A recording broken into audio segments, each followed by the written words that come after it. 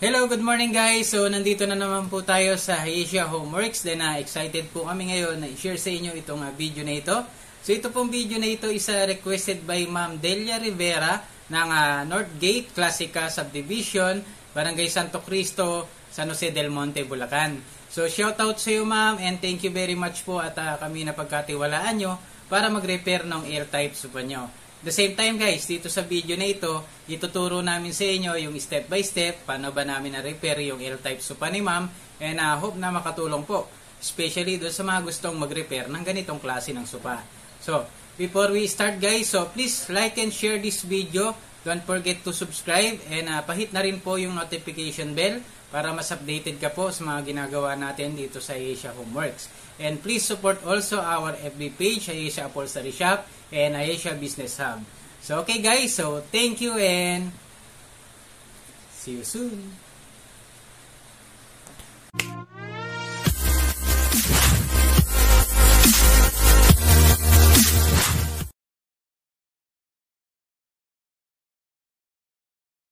Hello guys, so ito yung bagong project natin ngayon.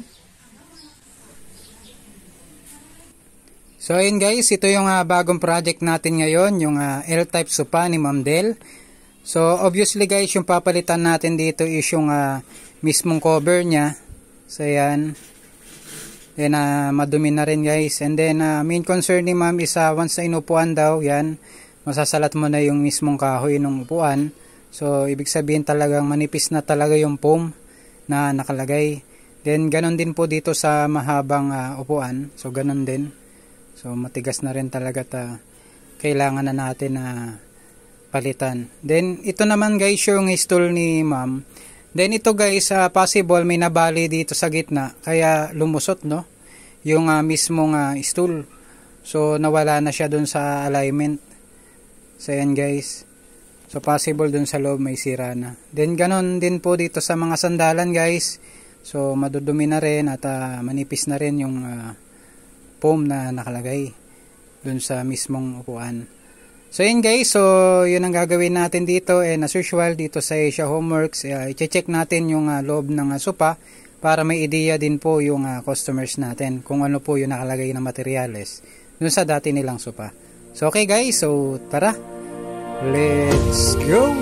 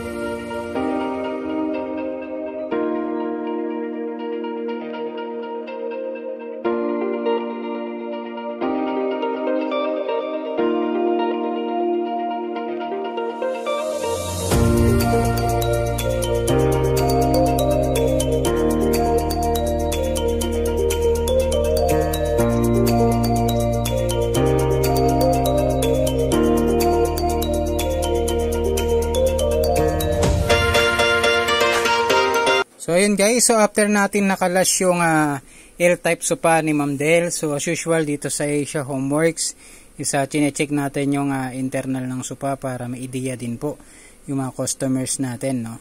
Ano ba yung nakalagay dun sa dati nilang sopa. So first guys is yung sandalan. So ayan, made from mohair fabric. So ayan, ito yung klase ng fabric na maganda rin po. So then sabi rin ni ma'am na sa 10 years na rin daw po niya nagamit yung sopa. So sulit na rin po talaga, no? And then ito naman po yung nasa upuan niya. Then same, mohair fabric din po. Ayan. So ito yung magandang klase ng mohair guys, kasi yung straw niya talagang makakapal, oh.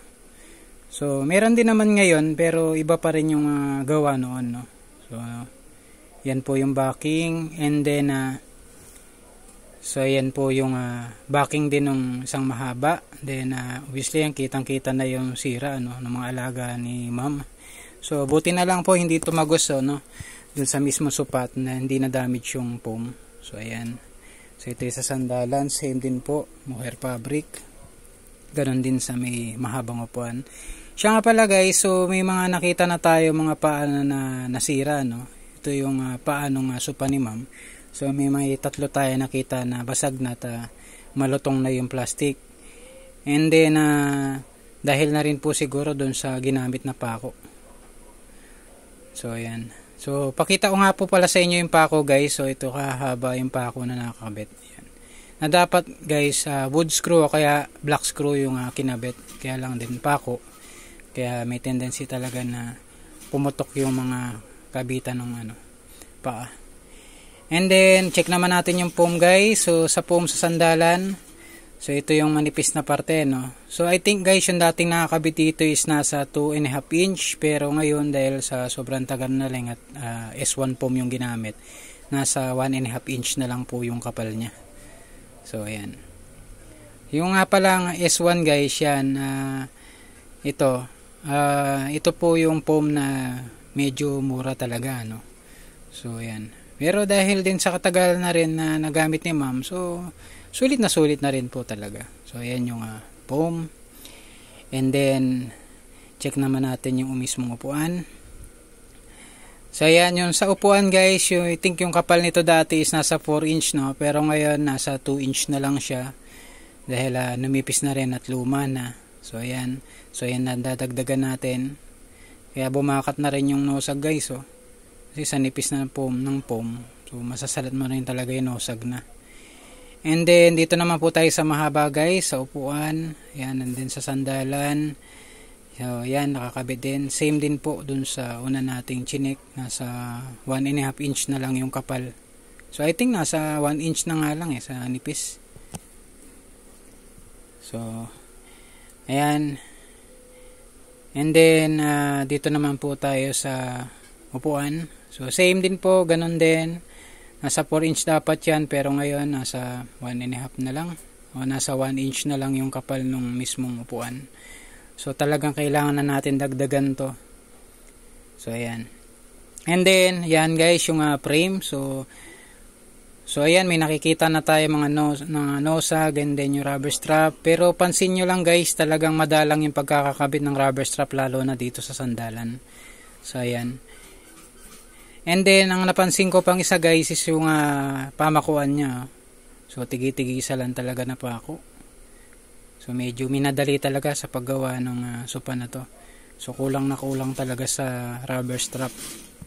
So ang gagawin natin dyan guys is kakapalan natin. And then dito rin sa upuan ganun din, madalang. So ayan, napansin ko lang din guys yung nosag niya guys. So walang nosag clip na nakalagay. So pakulang na binalaktot, tsaka linagyan ng tapestry na tela. So mali po yan. Dapat yan meron niyang nosag clip. So kaya pansin ko talaga dun sa niya. And then ayan po, tigi-tigis ang pakulan din yung linagay dun sa upuan. Kaya medyo sag din yung pagkakalagay ng rubber strap. Then check din natin guys yung yan. So check lang natin uli. So pare-parehas. Walang nakalagay na nosag clip. Even dito sa mahabang upuan guys. And then mayroon pang palipit to.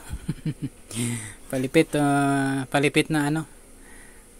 Then yan, same. Papalitan din natin yan. Ganon din to. Ganon din yan. So lahat po talaga wala siyang sa clip na nakakabit. Then napakondos lang talaga na binaluktutan dun sa nosag. Kaya then dinagyan ng fabric. Puti na lang hindi bumitaw at naagapan pa. So ayan guys, dadagdagan natin yan ng rubber strap, then lalagyan ng nosag clip. So ipapakita ko po sa inyo ano po yung purpose ng nosag clip mamaya.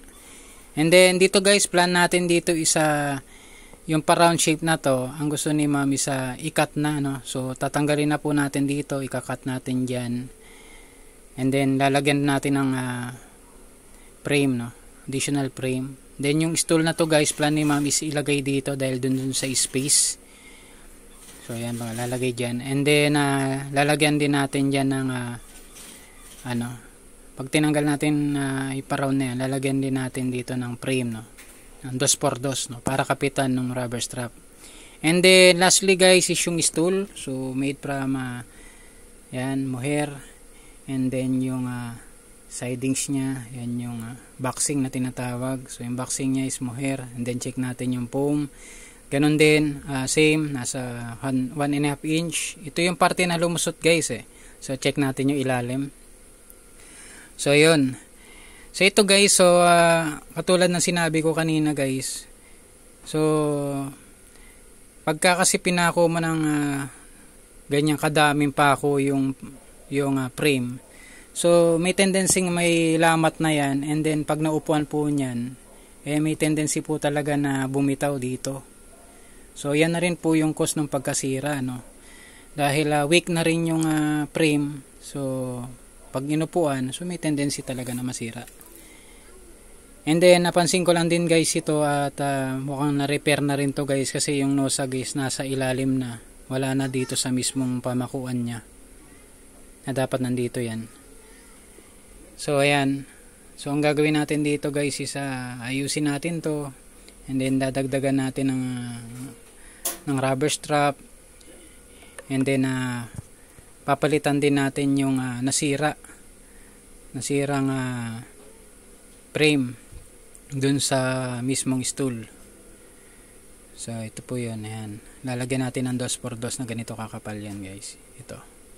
Kasi ito guys, may pagkamalambot talaga yung kahoy na nilagay So talagang sandali lang talaga, masisira din po talaga yan. Katulad nito, dapat ganito katigas na kahoy yung ilalagay. And then yan, lalagay po natin ng mga rubber strap. So ayan, and then once check na rin natin yung mga guys, yung mga nosag kung okay pa. Then check natin guys. So ito yung nosag clip guys, yan. So yan yung ilalagay natin dun sa mga walang nosag clip. So ito yung guys yung may cover na plastic, yan. So ito rin yung po yung i-attach natin dun sa sopa ni ma'am. And then meron naman din yung isa, pero ito yung ilalagay natin. So ayan, para may cover na rin guys at hindi na lalagyan ng cover pa na fabric. So pag ganito po siya, yan. And then ito naman po yung isa na nosag natin guys. So ito linalagyan pa to ng plastic and then fabric. So ito meron na siyang balot. So ito na ilalagay na lang natin guys. Then matibay din naman to guys. Ito rin ang mga ginagamit natin dito sa shop. Then yun guys, so tapusin natin to, and hope na magustuhan ni Ma'am Del yung gagawin natin sa sopa niya. So okay guys, so tara, let's go!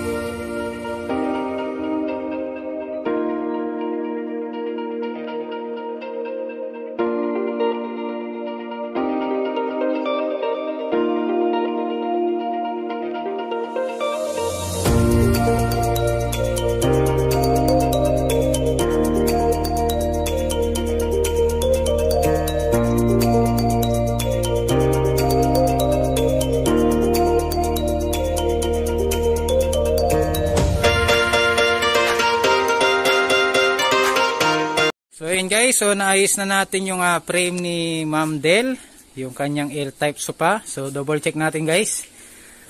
So first, yung pa-round dito guys, dun sa corner. So tinanggal na natin. And then naglagay tayo ng frame dito na support para dun sa pamakuan. So yan, ilagay na natin. Then yan guys, sinagyan natin 2x2. So yan, makapal na yan. So matibay. And then papansin nyo guys, masinsin na yung paglalagay ng rubber strap. And then nalagay na rin natin yung nosag clip. So ito. So yung function yan guys, so yung mismong nosag, so naglalaro lang siya, pansin nyo. So hindi siya katulad nung naka-clip dito guys.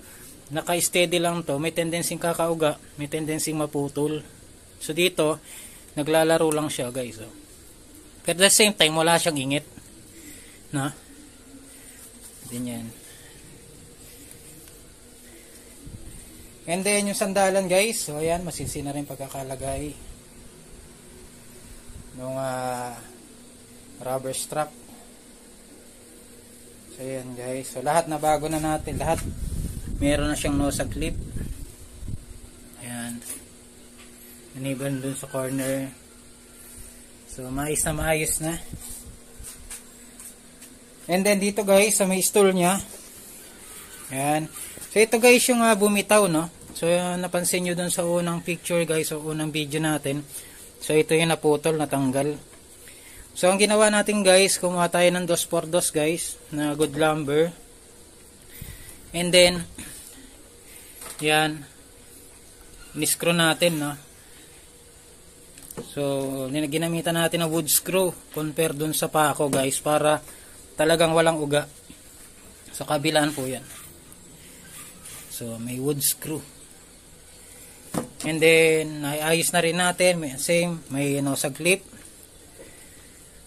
And then marami na rin pong rubber strap na linagay. So yan. So ngayon guys, ang gagawin natin dito isa, kukubera na natin ng sako yan. And then after nyan, ipapasok na natin dun sa loob ng shop para mailagay na yung foam. Then may kabit na yung primary cover na napili ni Ma'am Del. So okay guys, so tapusin natin to, and hope na magustuhan ni Ma'am Del yung gagawin natin dun sa L-type sofa niya.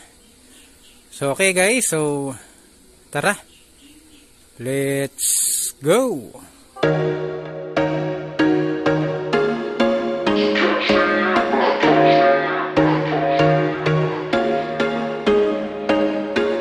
There was once a day that I would pray for you. I'd go and misbehave just so you'd notice too. Sneaking looks up and down from across the room. And damn, what a hell of a view. I feel good, you look great, I like you, I can't wait.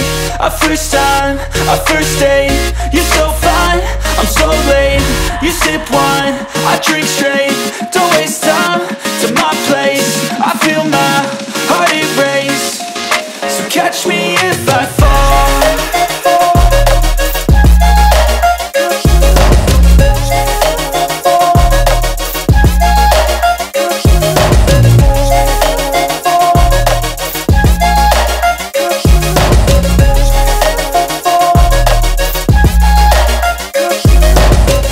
I'm falling fast, sitting here praying that this night's gonna last.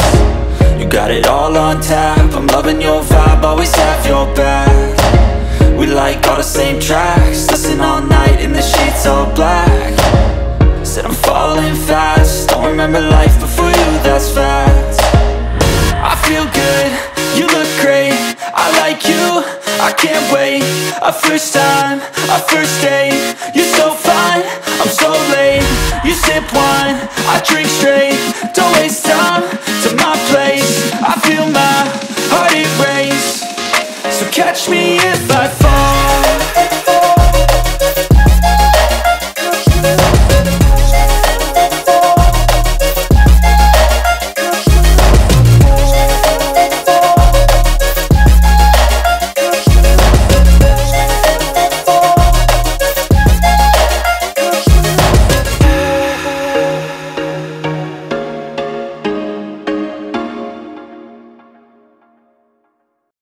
Ma'am Del.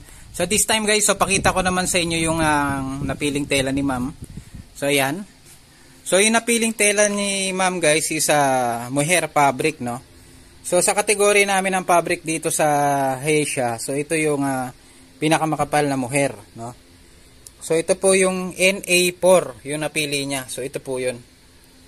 So yung kulay niya guys, so kakulay ko. So hindi, kulay dark brown. So medyo light brown naman ako, ito dark brown yung kulay na napili ni Ma'am. And then yun, ang ganda po ng kulay niya. And then makapal din po yung klase ng mohair na napili ni Ma'am. And then next guys, ito naman po yung gagamitin nating foam. So dahil dadagdagan natin ng foam yung upuan ni Ma'am, dahil nakita nyo naman na talagang manipis na yung foam na kinabit. So lalagyan natin siya ng Uratex foam na D1 yung mismong upuan, and then pati yung sandalan. And then meron din tayong D-media dito guys. Ito naman yung lalagay natin para sa boxing. So yung media. And then as usual, meron tayong chipboard. So ituturo ko sa inyo mamaya guys paano linalagay yung chipboard para dun sa boxing. And then syempre meron tayong rugby dyan. So yan. Okay guys, so tapusin natin to, and hope na magustuhan ni Ma'am Del yung gagawin nating restoration dun sa L-type sopa niya. Okay guys, so tara, let's go. Ayan guys, so after natin malagyan ng sako yung sopa ni Ma'am Del. So ayan. And then this time naman guys is tatahin naman natin yung mismong yan, fabric nya. Gamit syempre natin yung ating walking foot na makina. So ayan guys. So kaya siya tinawag na walking foot guys is yung mismong pata nya guys. So yan yung mismong humihila dun sa tela, no. So compare natin sa high speed, so mas komportable, magandang gamitin yung walking foot guys, especially kung makapal na tela yung tatahin. Then yun, meron din naman tayo mga makina dyan guys, pero this time yung walking foot yung ginamit natin para mas maganda yung magiging outcome ng tahi ng sopa.